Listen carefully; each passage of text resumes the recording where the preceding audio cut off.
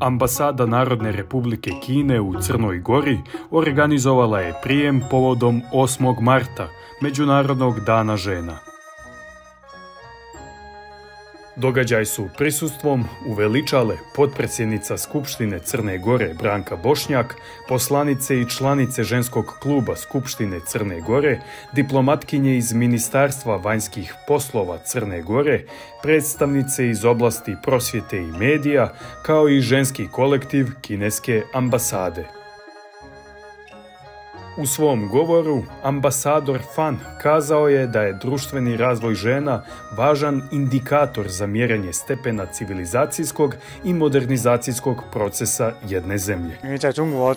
Kineske i crnogorske žene dale su nemjerljiv doprinos ekonomskom i društvenom razvoju svojih zemalja u različitim oblastima, kao što su politika, ekonomija, nauka i tehnologija, obrazovanje i medicina.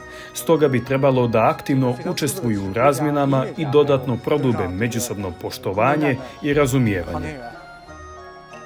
Potpredsjednica Bošnjak, koja je ujedno i na čelu grupe prijateljstva kineskih i crnogorskih poslanika, govorila je o nemogućnosti napretka civilizacije ukoliko izostanu plodovi feminističke borbe i njene revolucije. Sve je više Nobelovki, žena u nauci, žena sa važnim naučnim patentima. Evo i čuli smo i od ambasadora da je i kineskinja mnogo među njima.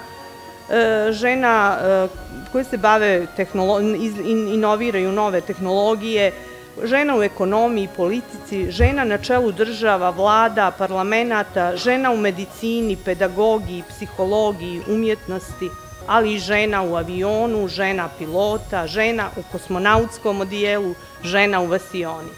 Svi gosti prijema imali su priliku da se kroz zanimljiv video sadržaj upoznaju sa statusom žena u Kini i njihovim svakodnevnim životom, kao i da učestvuju u razgovoru i druženju u veoma prijatnoj atmosferi.